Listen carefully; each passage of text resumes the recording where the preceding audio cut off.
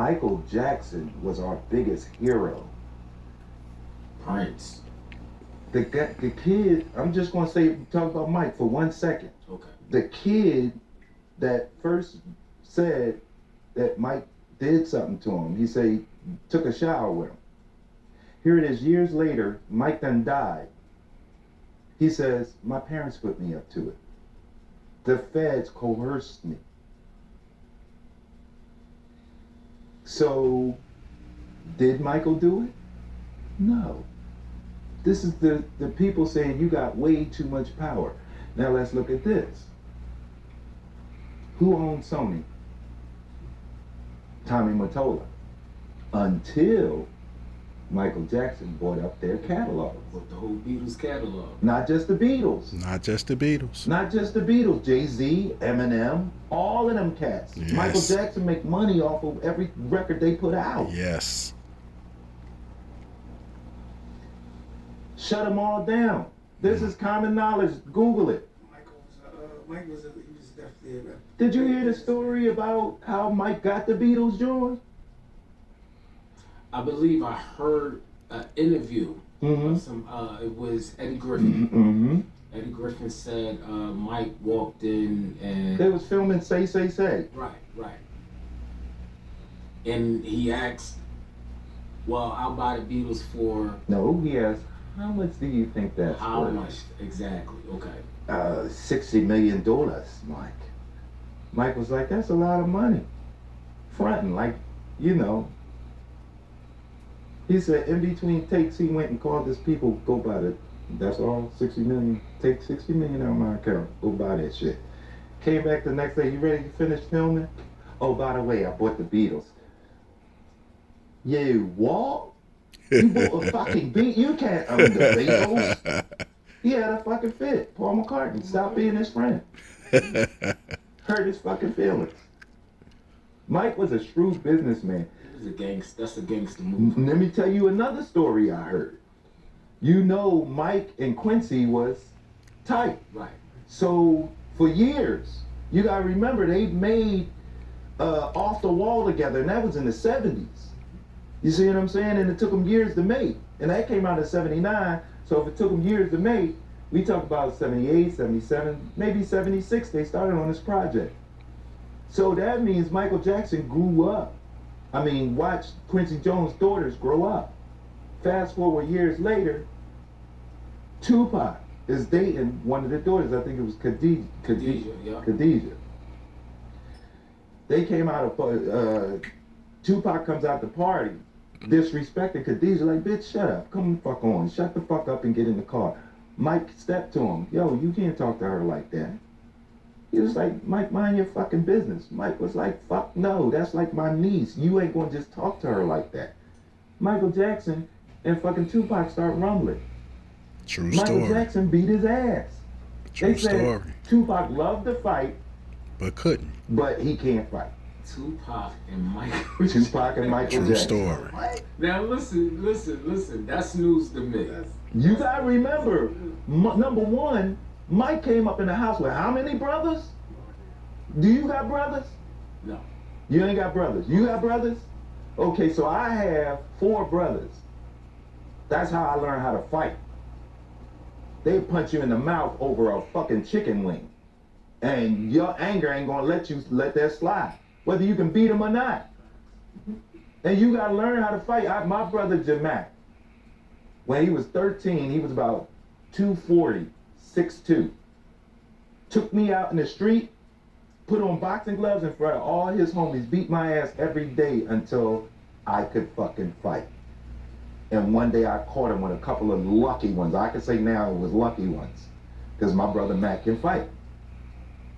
And he was like, okay, all right, you ready. So the word in the neighborhood is, this kid is the golden child. You know what I'm saying? So one day I bumped into this dude at the Chinese store and knocked this food out his hand. And he went to grip me up. And the boy next to him like, yo, you don't want to do that. He's like, why not? This motherfucker knocked me. You don't want to deal with his brothers. He the soft one. Soft? Who the fuck is it? Soft? Oh, fuck, no, soft. Oh, hell no. I can't have that reputation on me. And I'm a rapper out here in these streets. So in other words, without my brother, I ain't shit, right? That's what you're trying to say? So I went home. I rolled me a joint, fat ass joint. It was a split, big old fat joint. Bought me a 40, drank that 40, smoked that split, and was walking through Winfield looking for the first motherfucker say anything. Cause I'm gonna get this rep tonight.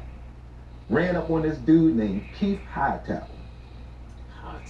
Keith Hightower. And he was talking shit about my sister's girlfriend. Everybody thought she was our cousin because she was around so much. I'm like, fuck you say about my cousin? Pussy, I'll beat your ass. Unbeknownst to me, that Keith Hightower in the neighborhood is the knockout artist. Don't nobody get past 2 punches from Keith Hightower. Nobody. Nobody. Go get Mike Tyson, let's see. That was his reputation in the neighborhood. I didn't know. And I'm over here like, pussy, let's go. He like, Tommy, you don't want to do this. Go ahead about your business. Go write a rhyme or something. He was older than me. You know what I'm saying? About, what, maybe 17, 18.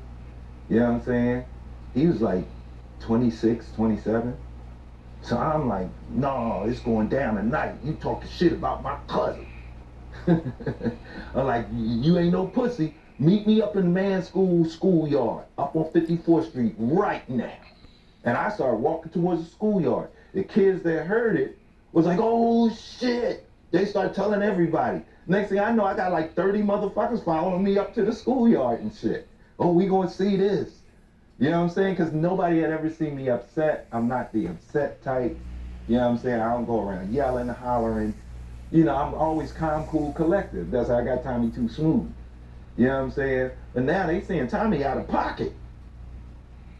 I called him up to that schoolyard, went up to that schoolyard, we square up, we start going blow for blow. Bow, bam, bow, bam, bow, bam, bow, bam, bam, bow, bow, bow, bam, bam, bam, bow. Somebody said, Tommy!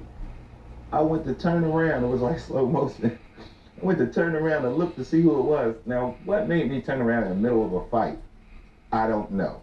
But that nigga clocked me across my fucking chin. Now, I was ready to finish the fight, but my knees was like, nope, vacation. They buckled. It's over. We're gonna rest right here. You go ahead and finish the fight. We're done. Night. I went to fall the fuck on the ground. Before I hit the ground, somebody grabbed me by up under my arms, stood me up on my feet, stepped in front of me, hit Keith Hightower, knocked him smooth the fuck out. Hit the dude, his cousin behind him, knocked him smooth the fuck out. Went to hit the other dude, he was like, no, I don't want none. It's my brother Mac. He done fucking cleaned all of this shit up in 3 punches. But he took me home, and he said, I'm proud of you. I'm like, why? The nigga knocked me the fuck down. He said, Tommy, Keith Hightower is known as the knockout artist. Don't nobody go toe-to-toe with him. That's suicide. You went toe-to-toe with him, and not only did you go toe-to-toe with him, you got your blows in. And you ate like 30 of his fucking punches. Nobody could do that. Stood your ground. It's like, yeah, I did, didn't I? You motherfucking right. Where Keith at? So Michael Jackson whooped Tupac's butt. Yeah.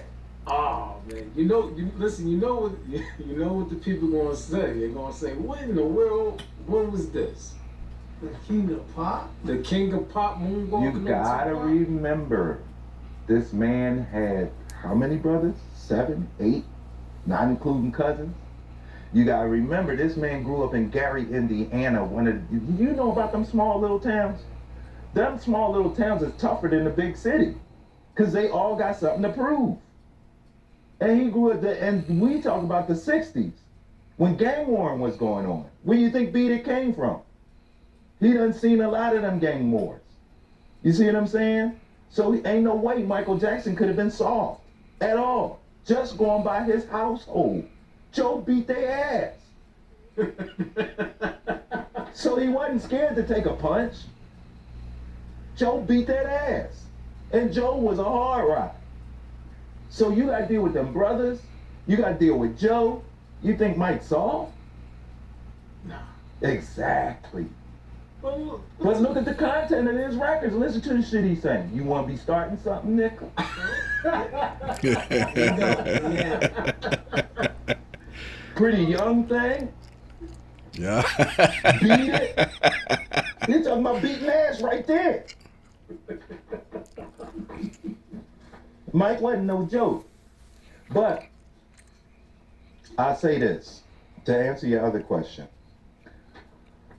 Michael Jackson owned the Beatles, giving him, and a lot of other catalogs, giving him the power, the 51% to make the decisions in Sony.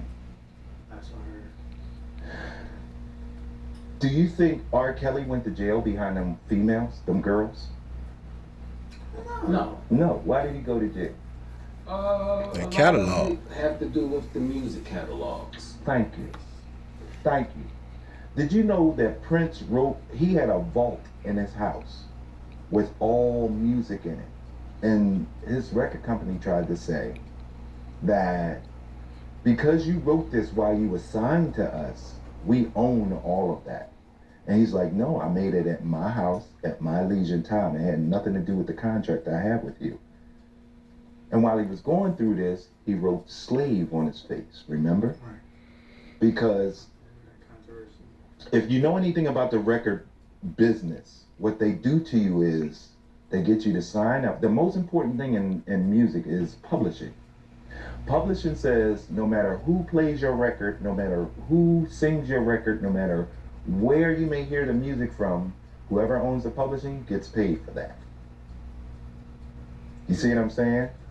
So what they do is they come up to you with more money than you ever seen in your life, $300,000, and they give it to you. Just sign this piece of paper, not knowing that you just signed over all your great grandkids' money. Biggie gave it to Puffy because he was broke and got 200,000. 200,000. You know how good his son could be eating right now if he had never signed that fucking publishing away? Biggie died. Wow.